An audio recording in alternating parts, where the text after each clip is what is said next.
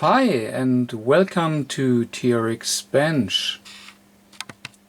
Well, you may remember in video number 95 we repaired this nice Kenwood here, the TM742, and I told you that I have to do some maintenance, and I said, well, that is boring, so I do not need to really show it on video. But I think here is one step I would like to show and share with you, because we have a dark display, and that is always because these little light bulbs are going bad. So we have to change them, and they are faulty very fast again. So therefore it is not always a real good idea to replace these light bulbs. In the past we very often use then this white LEDs, and that is really a nice idea because they are lasting very long and they are very bright. So very nice idea, apart from the fact that they are doing some spots here on the display, so we do not get really a nice and even light. So therefore then in the past I took sandpaper and I put it over the sandpaper to get it a kind of diffuse, to get a more even backlight. Yeah, and what I wanted to show you is that now we have these nice LEDs on the market, and these LEDs are already diffuse, so we do not need to do them over sandpaper or such, so they are already in a very nice diffuse manner here on the market. And the second point is they have 3 to 3500 Kelvin, so that means the color temperature is warm and not cold, and that is then very much like a normal light bulb. So they are really then very equal from the color temperature and everything. So this is now really nice to replace the light bulbs, so they need less current, they lasting longer, and now they have the right color temperature. And therefore let us put these LEDs here into our display, where all the light bulbs are faulty, and you see here are our light bulbs installed, and we have to take them out and we have to replace them with these nice LEDs. And you can see that the LEDs are fitting very nicely here into this little holes, where they then illuminate our display. So that all is really very promising. Yeah, and here on the bench I've already 2 of these LEDs, just to test them. And if we do it a little bit like this, with already one LED, you already see how nicely they really illuminate our display. That is really looking very promising. And therefore let us here put this new 6 LEDs into the background illumination for this display, and yeah, let's see how it turns out. And a short view here into our schematic shows clearly how these light bulbs are connected, and we see that they are connected here to 11.6 volt, so that is the voltage which comes over from our panel, our user panel, and you see we have only a little 3.3 ohm resistor, and then we have two light bulbs in series, and that means that these light bulbs obviously around 6 volt or so, and yeah, we have three times 2 light bulbs, and so that means we have now to change this resistor here, because our LEDs are good for 3 volt, and that means if we put 2 LEDs in series, then we will have a voltage fall of 6 volt, and yeah, therefore we need to increase our resistor in front of our LEDs just to be able to use these LEDs. Alright, and we are confronted with this situation that we need to put 2 LEDs on the board, and they are in series, and we know from the data sheet that the diodes are running with 3 volt or 3.1, whatever, so let's assume it is 3 volt, and the data sheet is telling us that they consume 20 milliamps, and that means that we have a voltage fall here with these 2 LEDs together of 6 volt, and we know that our supply voltage is 11.6 volt. That means that at the resistor we need to have in front of our both LEDs, there we will have a voltage fall of 5.6, because 5.6 plus 3 plus 3 is then again altogether 11.6 volt. So that is what we know. We have a voltage fall here of 5.6 volt. And what we know as well, that one LED is able to take, or better say that the LED consumes 20 milliamps maximum. And I would not use them at 20 milliamps, because we like to reduce it a little bit, because then they are lasting longer, and it's normally it is bright enough if we only use 15, and therefore according Ohm's law we have to do the following.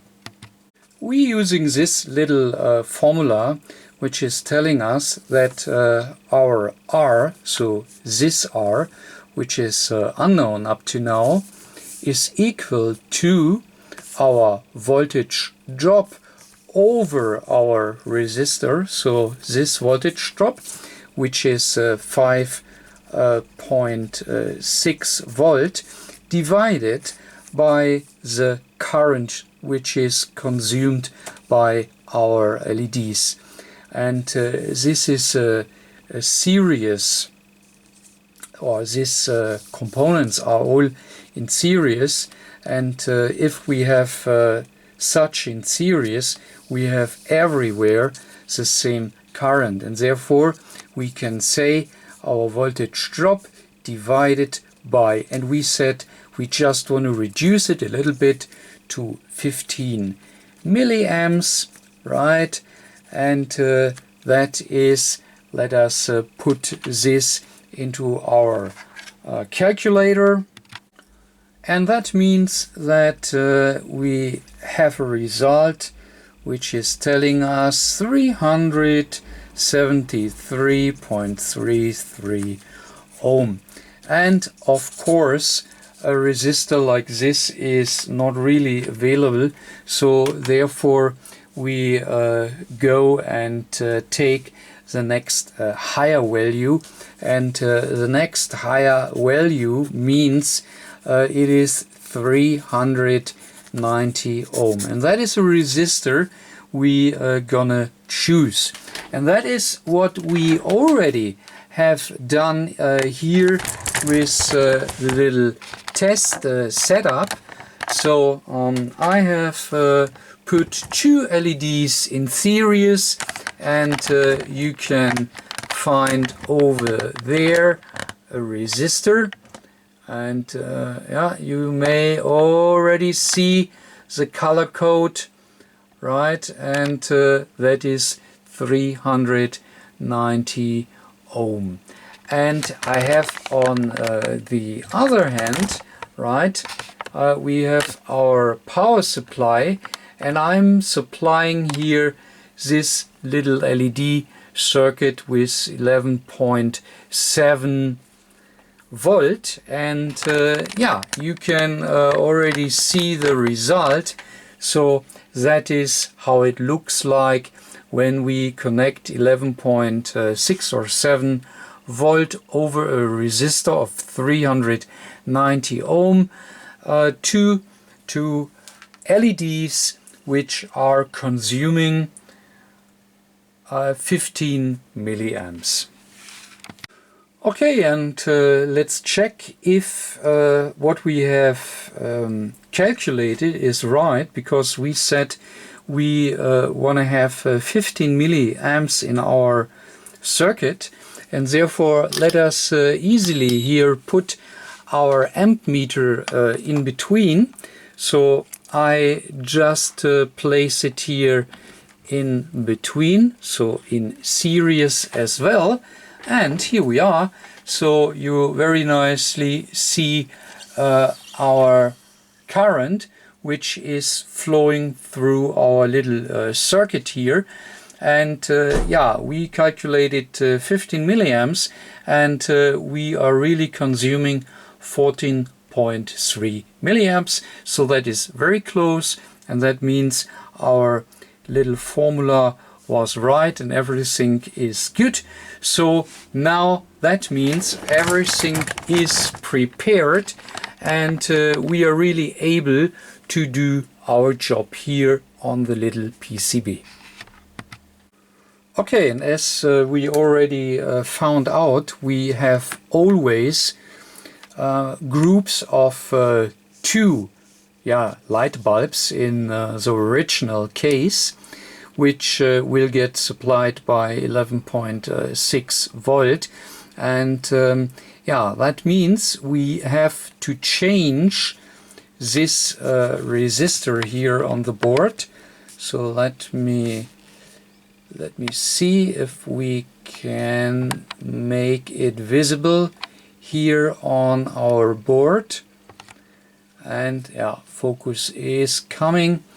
And what we can see here, we have here a little resistor, so that is our 3.3 ohm resistor, and yeah, we have to replace this resistor by a 390 ohm resistor to get our circuit under control.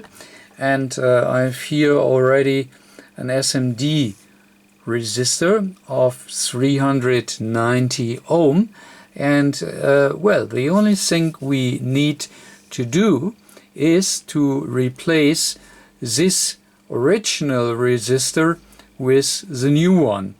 And yeah, you see we have here a little size problem, so our 390 ohm resistor is bigger, but I'm quite confident that we will be able to fit these resistors here into our circuit, and that is what we gonna do first. So we take all this old light bulbs out, and we take the original resistors out, and we go and replace it with this new SMD resistors, just to be prepared for our LEDs.